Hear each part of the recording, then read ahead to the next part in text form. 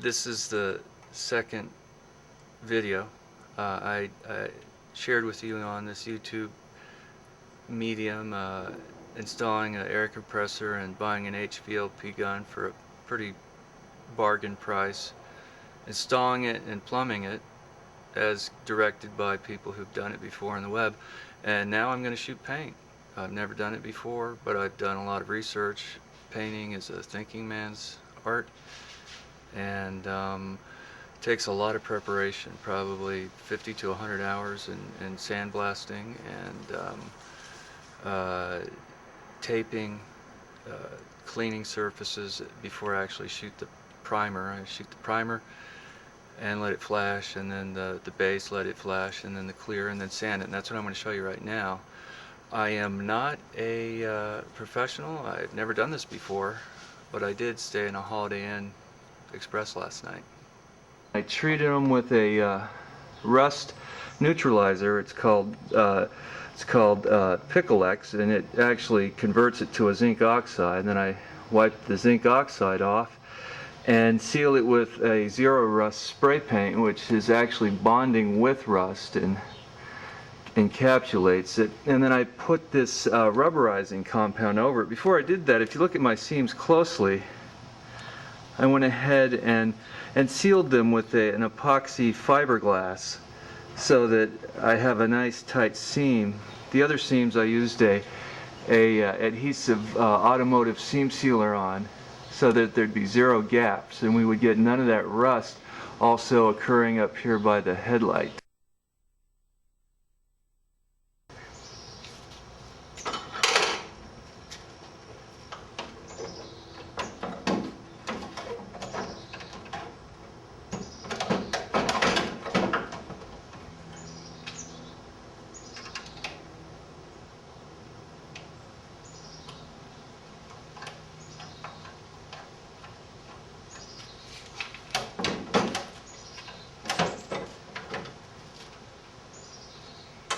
Blasted it, and which sandblasting alone took probably about 30 hours.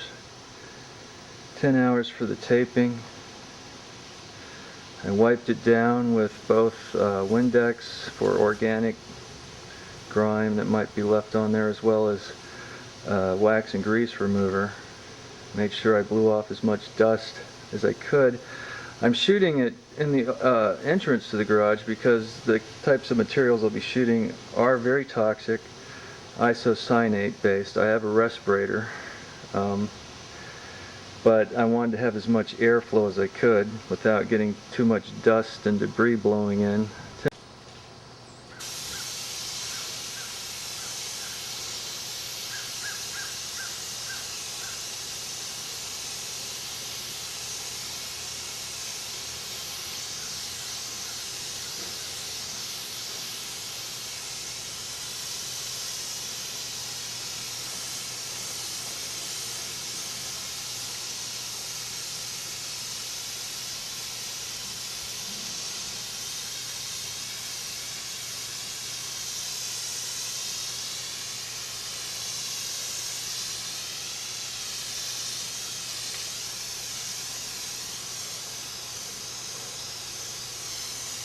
The primer, and it came out better than I expected. I wasn't sure how the tip on that gun would work for this primer. Primer's heavier than clear and base, and it's challenging, I'll tell you that much. But we've got about 30 minutes here for the primer to go ahead and flash off, and then I'll be able to go ahead and shoot my base, which is going to be the Golf Yellow, which in a lot of ways is probably going to be the most exciting part, to see the color that you've wanted to paint your car. One final cleaning of my gun. I took it apart and I cleaned it, but I was using that epoxy primer. So I'm going to do what the guy from YouTube suggested. It's the guy with the mullet I don't know his name, but he was just a treasure trove of information, and I want to thank him because he gave a lot of free tips. He's a professional body guy. He says percolate the gun and then just barely on, and then you can might have to adjust your pressure a little bit.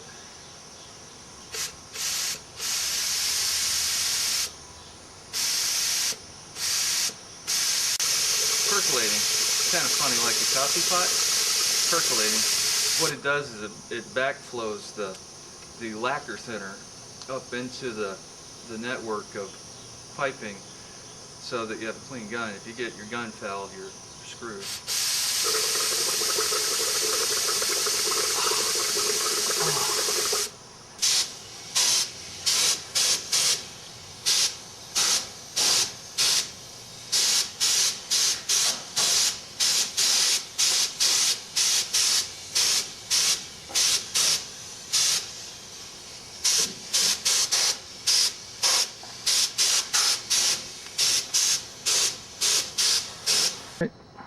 The base has been shot, and it's pretty good, I think, for a first-time amateur such as myself. I've got about 30 minutes, and I'm gonna have to. Well, I cannot shoot my clear coat for 15 minutes at 68 degrees. And after 24 hours you'd have to sand it, but I'm going to shoot my clear coat in about 30 minutes. The temperature is down around 55, so you need to double the time. Paint is all about chemistry, and after 30 minutes it's able to adhere or bond to that clear coat, and then we'll try and buff it if we need to, but and we'll see how that works out.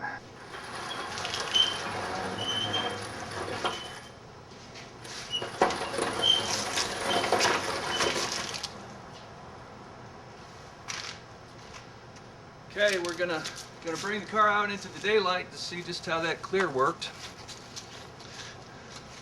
I've lost my shine with that 1000 grit sandpaper, and my next step is to go up to 1200 grit and wet sand it some more. Sort of smooths it out just a little more.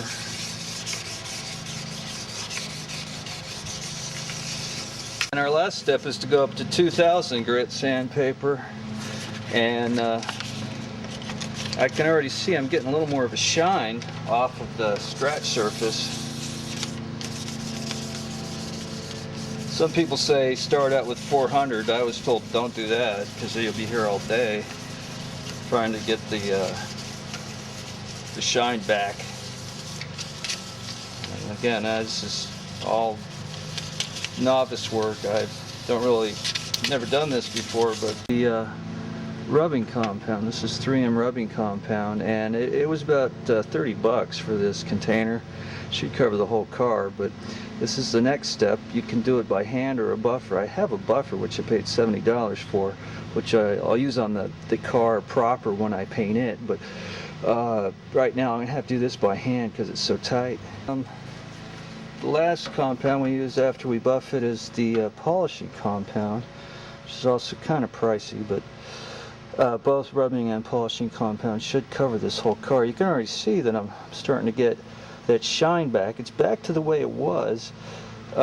This urethane shot, or this clear coat shot very smooth anyway, so I really don't even need to do this, but this is a practice run because it's the engine compartment. And man, it's very impressive, guys. That's sweet, absolutely sweet. So I'm going to continue working on this car, but there you have it. You can do it, or if I can do it, you can do it.